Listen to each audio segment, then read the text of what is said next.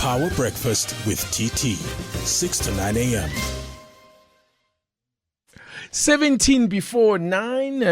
This is the Power Breakfast. So yesterday, you recall, we were talking about this story of Donald Trump threatening to take military action against Nigeria or in Nigeria, take your pick. Well, we got a lot of response. Well, not a lot of people. We got a couple of calls from Nigerians who were pushing back against what I was saying, to say that this is ridiculous. Nigeria is a country where there's an even split of Christians and Muslims. There have always been tensions over the years, but the country recognizes those tensions because they've even worked it into their constitution, to ensure that there isn't one religious group that's dominant over the other. But nevertheless, the Nigerian government has now indicated that they would be willing to welcome the U.S. assistance in the fight against the militant group Boko Haram, but under conditions that the country's sovereignty is respected.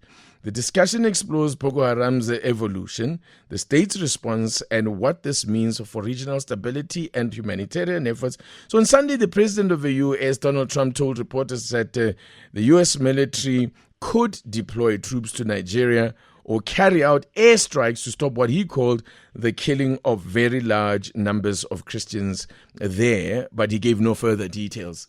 So let's chat to Nigerian journalist Jonathan James Liamgon, joining us on the line. Good morning to you, and thank you so much for your time, Jonathan.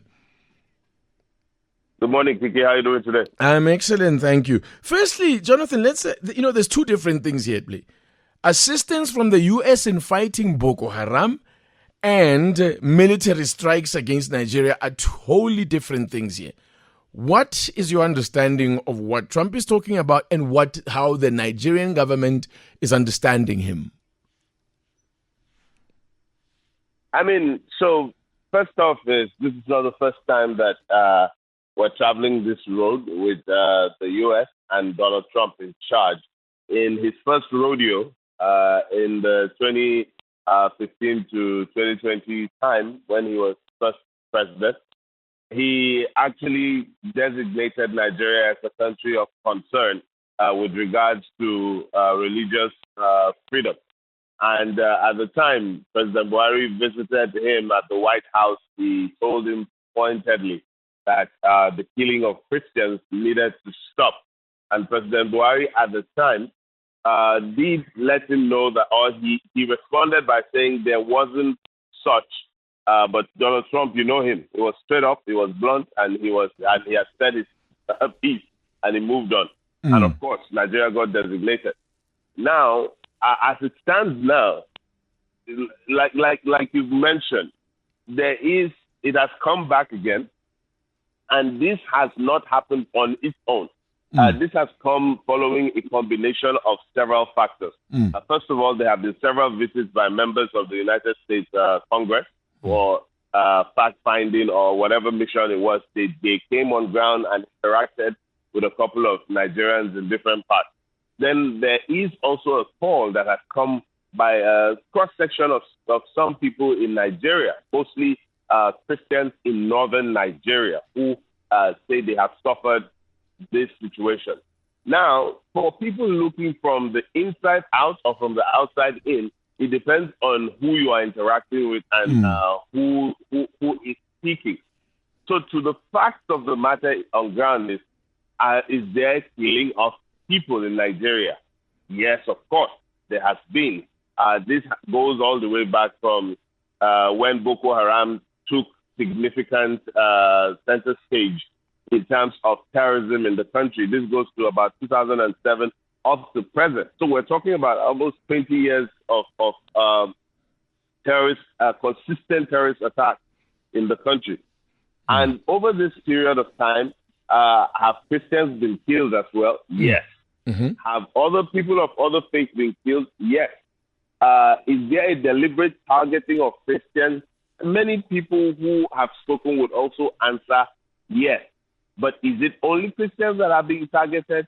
Then again, that conversation expands, and it is such that everybody is being targeted, but under different circumstances.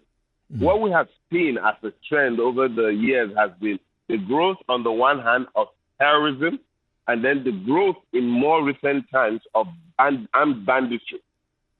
So what you have with armed banditry is a significant case of criminality that almost any and everybody who is vulnerable is abducted and taken for ransom. And that happens across the country, in different parts of the country, irrespective of faith or creed. Terrorism, we've seen terrorism also affect different sections, mostly in northern Nigeria. However, there has also been a trend where we have seen people who have been killed because of their faith. At the point of being killed, we have seen people who have been asked, would they deny their faith and profess a new faith? And these are largely by Islamist groups that have radical ideas and have sought to they've made it clear that they want to enact their own doctrines. They want to rule the portions on Nigeria eventually through Islamic doctrines of their own kind. We have seen several Muslims in Nigeria not agree with them. Yeah. In fact, that's exactly what that was going to be my next question, Jonathan, is what is the feeling amongst the Nigerians now? Because we had a couple of Nigerians call into the show yesterday suggesting that, yes, Trump is right and that he needs to go in, that somebody needs to go and do, he needs to go and do something about the targeting of Christians in Niger. How are people on the ground feeling about this situation? You captured aptly there. It's a mixed feeling. There are different schools of thought. There are those who believe Nigeria is a sovereign nation and it should not be spoken to in that manner like a school child and being told off.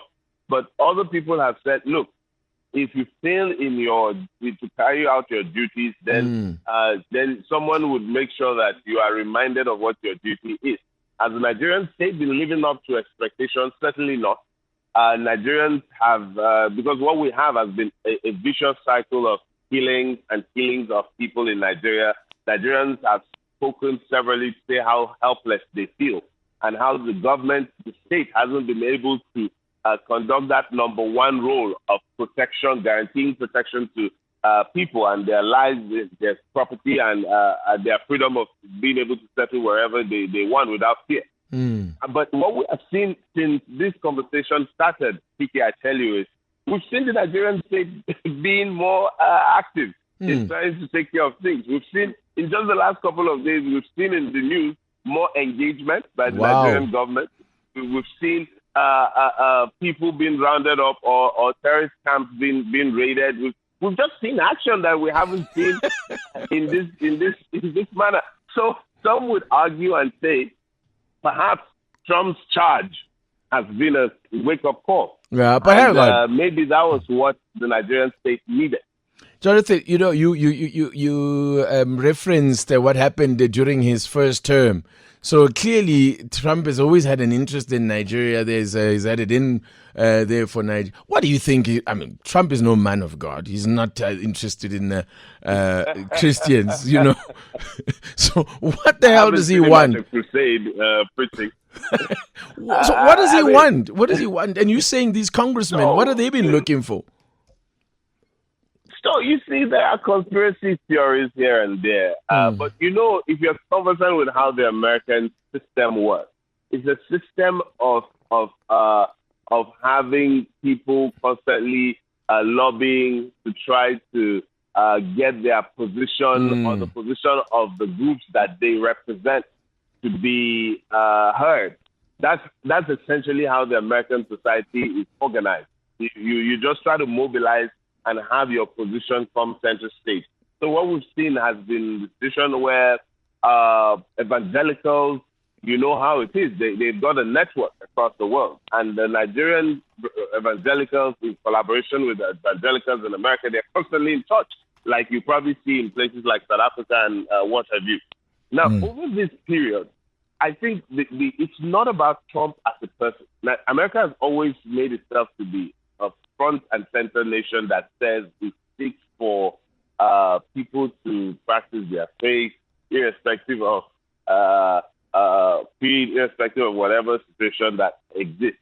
So they've always been in the front guard. And Nigeria is not the only country, by the way, that has had this designation.